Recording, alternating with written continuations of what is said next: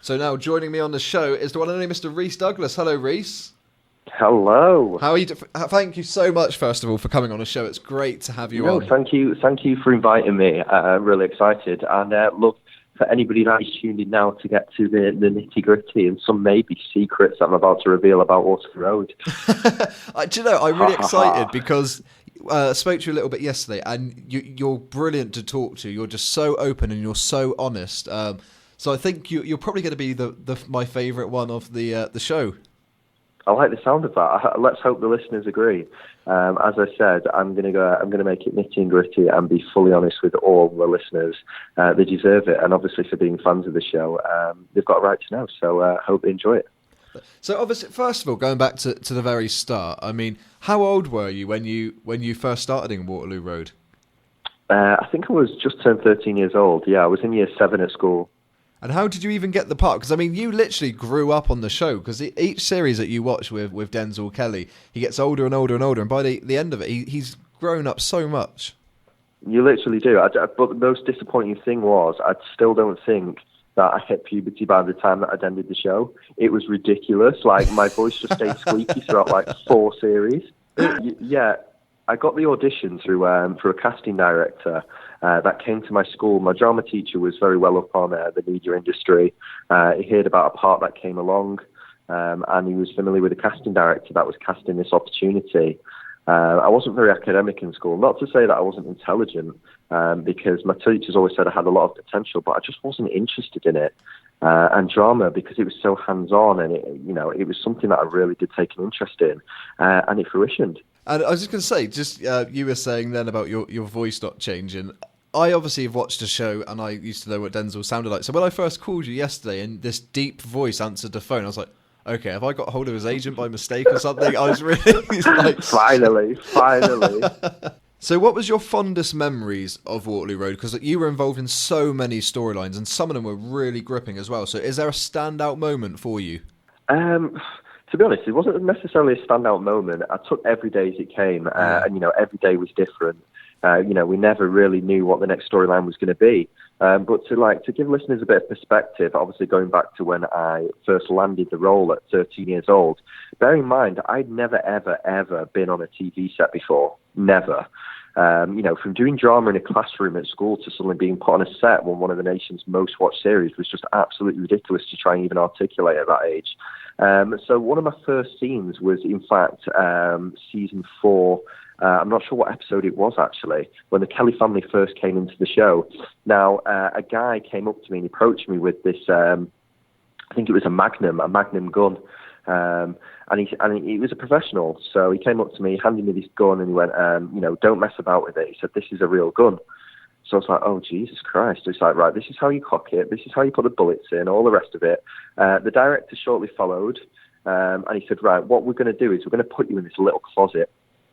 So I'm like, right, okay. So this is where the head teacher is going to find you with the gun. We're going to hit, when we say action, the SWAT team are going to come in and they're searching for you. So we need to see that. And when I looked at the SWAT team outside, he wasn't joking. It was really, really intimidating. So obviously I'm going to say it was all acting, but I'm not going to lie to you. I was bricking it.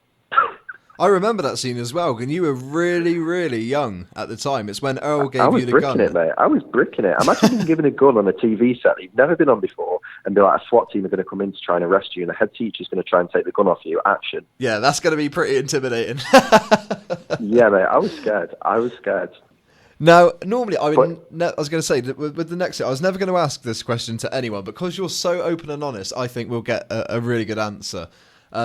Here we go. When you have loads of people on a show, some of you are going to get on, some of you won't. Was there anyone you never got on with on Waterloo Road, or did you just manage to get on with everybody? It's hard because, I was young when I went onto the show. I wasn't familiar with anybody. I know a few people that had been in the industry prior already, had relationships, be it friends or going out or whatever else not.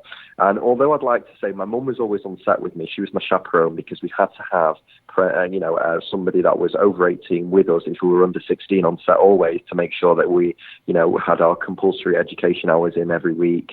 To make sure that obviously we were being on set, we were being well behaved because we were so young and it was such a responsible job.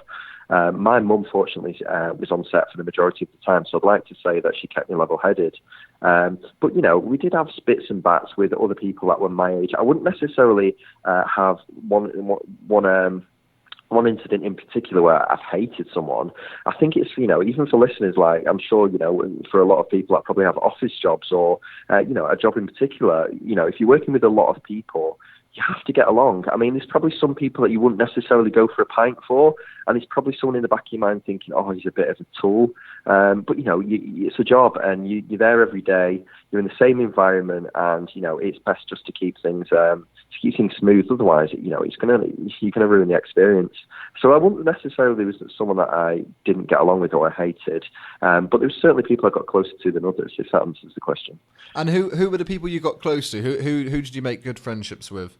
Kel Spellman, funnily enough, he's now a BBC Radio 1 presenter. He's also filming Cold Feet at the minute. He actually went to my private school, St Bede's in Manchester, funnily enough. He was in my same class. His father was my PE teacher. And one day when I was filming at Waterloo Road, he walked in as a new character, and I was like, "What the hell? What are you doing here?" So we did form quite a close relationship because we knew each other prior, and we still speak now. We play for a charity football team called Sidley. And he still plays, so we see each other quite frequently, and we get on really well. And you do that quite a lot, actually, looking on your Twitter. You do a lot of charity football matches with Danny Miller from Emmerdale and loads of other people as well. Yeah. So I think the Twitter handle's at Sidley_OUAS. So for any listeners that are interested, we travel different cities all over the country playing against football legends, reality stars. Last week we were playing at Millwall's ground. Fortunately, we came away without a bruise or a battering. We had Big Nasty play for us. Stephen Bear played. Dom, I think he's called Dominic Lever out of Love Island. Dan Oliver played. Quite a few big names. And as I said, we travel the country, I'd say once a week, every fortnight, depending on when the games are arranged, playing against ex-football legends at amazing stadiums. So give them a follow and keep up to date when the next game is if you fancy coming along. Definitely. And in regards to Waterloo Road, we spoke about it briefly last night as well, but I didn't realise that when the transition came from Waterloo Road going from Manchester to Scotland, tell us about what you were telling me yesterday, because you actually didn't know until you found out in a newspaper. Okay, cool. So for all the listeners, following up on a conversation that I briefly had with Lewis, basically, when Waterloo Road decided to go up to Scotland, none of the cast were aware of this, none of us. 2 years prior to it, I can't, don't take my word for certain, but I think about 2 seasons prior to Waterloo Road going up to Scotland, Alec Newman came in as the new head teacher, and obviously was Scottish. About 2 seasons prior, they brought in a Scottish head teacher, and we thought nothing of it. Now, basically, following that to the end of the last series before it went up to Scotland, we came away, we were doing whatever, and then we found out in the papers that we were actually going up to Scotland. None of the cast knew this, and a lot of the crew didn't know this either. So you can imagine for a lot of the cast and crew, after reading in the papers that the show was going up to Scotland and we weren't informed, you can imagine like the sentiment within, within Waterloo Road, finding out that the papers knew before us. I mean, it was just ridiculous. And then following that, I went on set, and obviously there was a big hoo-ha about it, why they've not told us. Then we put 2 and 2 together that Alec Newman was from Scotland, so they knew for 2 years, and they decided not to tell us. And then obviously with it going up to Scotland, we had the last scene before the cliffhanger for the audience was we're all going up on a coach, and then it was a school trip, and we get out the coach to take a picture, and then this drunk driver lorry comes along, and then it ends there, and then it's a big cliffhanger which cast and crew are going to be going up to Scotland. Now, as much as it was a cliffhanger for the audience, it also was for the cast, because we didn't know either, which was just like absolutely ridiculous. And because obviously I was so young at the time, I put out a tweet saying there's no way I'm going up to Scotland. Now obviously the papers picked up on that, so I think for the production office they were like, oh, this guy's kind of made his decision for himself. So I didn't really help myself in that situation, but talking about it now and looking back, I'm kind of glad that I left when I did. Yeah. Because as you know, it didn't last long up in Scotland, and I really don't know the nitty-gritty about why it did go up there. But I can certainly say it took the heart out of the show, and it was really disappointing because it was such a good show. And I think, you really should be investing in shows that are doing that well and bringing in such an audience. So to take the heart out of it and relocate it, I still can't get my head around. But in some ways, I'm glad that it ended the way it did for me. And obviously, that for you was your job; it was your income. So after the show finished, and you knew you wasn't going to Scotland. Did you ever worry that, actually this is my job, I've not got this anymore, what am I going to do for money? Or were you kind of motivated to go and try other things and go and look at other shows? So you can imagine, right? You can imagine. I'm 13. I come out of school to go on the nation's most watched show, which all my friends watch. I walk into school and like all the pupils are screaming like that are in my class. It's really weird. Like teachers asking me for pictures. Like it was crazy. So you can imagine, like for me, that was my world. I never thought any further than the show when I was in it. For me, like my life was set. For me, like being in Waterloo Road, my life was set. I never thought anything past that at that age. And I think for most actors, when you land an opportunity that's that big, it's only when you come out of that opportunity where, certainly for me, being that my first role, I realised what it was genuinely like to be an actor. Then you feel the struggle. Then you realise how difficult it is. And I'd certainly say it was difficult for me when I first came out of the show. Fortunately, I have got other roles since. And I have been ticking over. But, to come out of such a fluid amount of work and being frequently paid and having that comfort, you come out of it and then it's a big shock. So I certainly did grow up fast. Maybe that's why my voice is now broke. I know. Do you know, honestly, it was such a shock because I rang and I was, oh, wow, Barry White's answered the phone. It was just such a weird, experience. But I was going to ask you, what's next for you now in regards to acting? Have you got any upcoming projects that you can tell us about? Boom, boom, boom.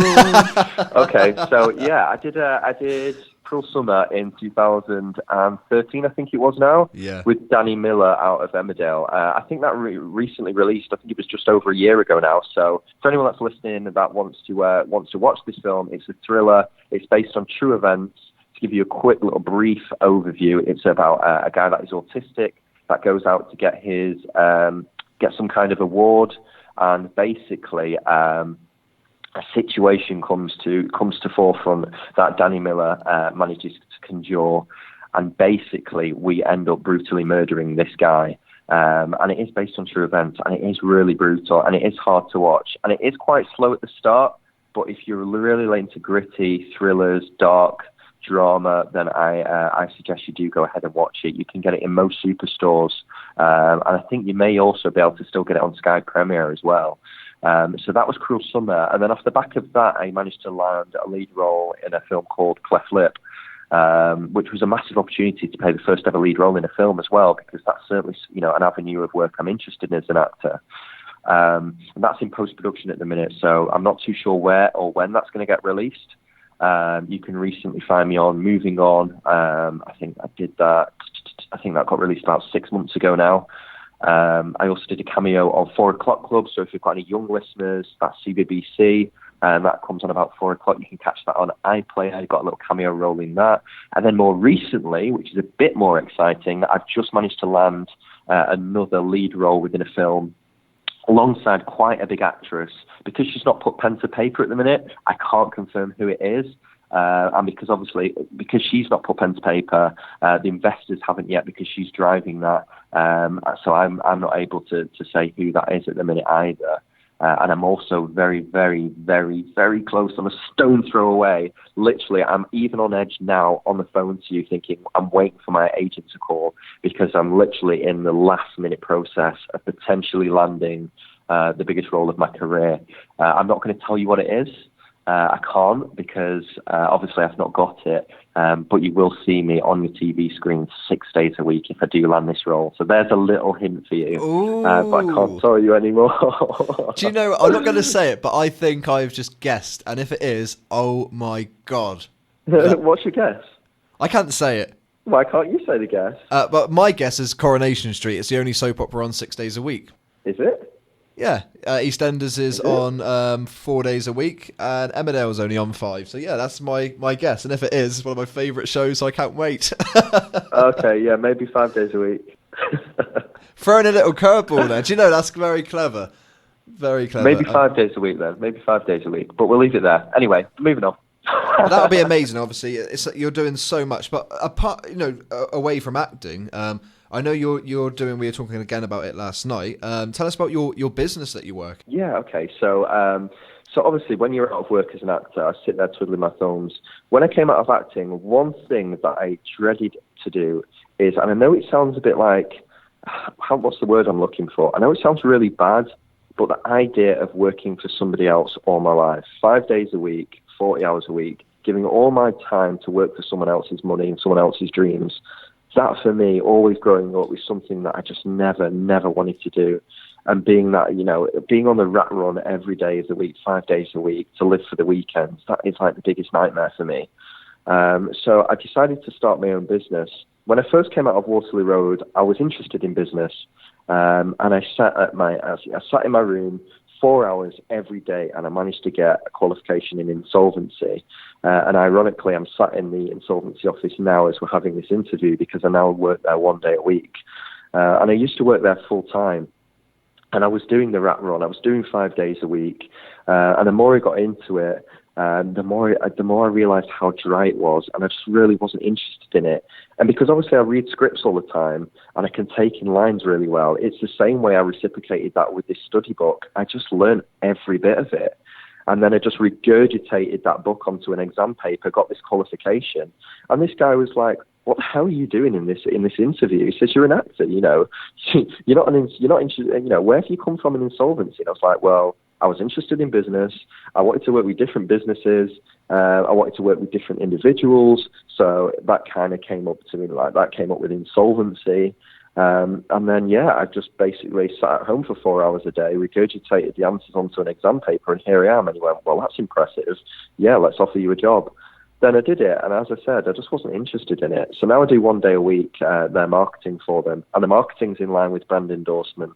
And brand endorsement basically is a company which has been incorporated for 1 year and 6 months now. And what I help to do is I consult businesses and individuals on social media and helping them gain social influence, whether that be to help build their followers, whether that help be to drive sales, whether that be to drive engagement for the content they're putting out for social media, really getting to the foundations of why they're on social media and what they want to achieve. So, if there is any listeners out there now that have got a business, whether that be a clothing business on Instagram, even a financial company with insolvency, that are looking for a bit of direction in terms of social media management or driving sales or content or, consulting influencers, driving campaigns with influencers, that's totally my region. And I got into that through building my following on Waterloo Road, and brands, approaching me saying, "Oh, can you take a picture? Can you upload this?" And that's how it started for me. So, I realized that brands were asking me to wear jumpers, coats, jackets, you name it. All I had to do was tweet about it, and they'd give me money or free products. So I thought, 80% of your time you're spent in the green room waiting around. So I thought, in fact, what I'll do with my spare time is I'm just going to ask brands to send me stuff. Because, you go into media events all the time. You can't be seen wearing the same stuff, as fictitious as it sounds. So it can cost a fortune to go out and continually buy different clothes for the sake of an event. So what I decided to do was start approaching brands on social media and be like, "Hey, I love your jumper. Can you send it me over and I'll tweet about it for you?" And brands were just throwing themselves at me. So I just started to scale. So I was like, "Hey, I love your flying drone. I'll fly it around Waterloo Road set. Will you send it me? £1,000 drone?" They were like, "Yeah, no worries. We'll send you that drone." I was like, "What?" That's absolutely amazing. Literally, I cannot believe how much you're doing, because not only you're running your business, but you've got all these things in the pipeline as well. That's so much to juggle. Of course. In regards to Waterloo Road, who are you still in touch with? So obviously, leaving the show, who do you keep in contact on a regular basis?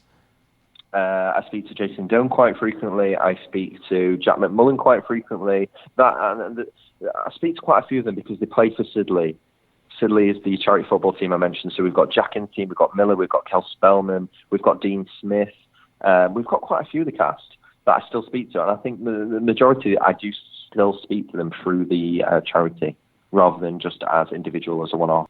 Honestly, thank you so much for joining us. I know you're pressed for time as well today, so thank you for coming on. No, you're welcome. It's been a pleasure. I really hope we get you back on the show again, because obviously from what you've just give us a little hint at, you're going to be very busy and involved, I would imagine, some exciting things. I hope so. I'd love to be busy. I really would love to be busy, and I hope for your listeners out there that I've still tuned in and I've not managed to bore you too much with my business.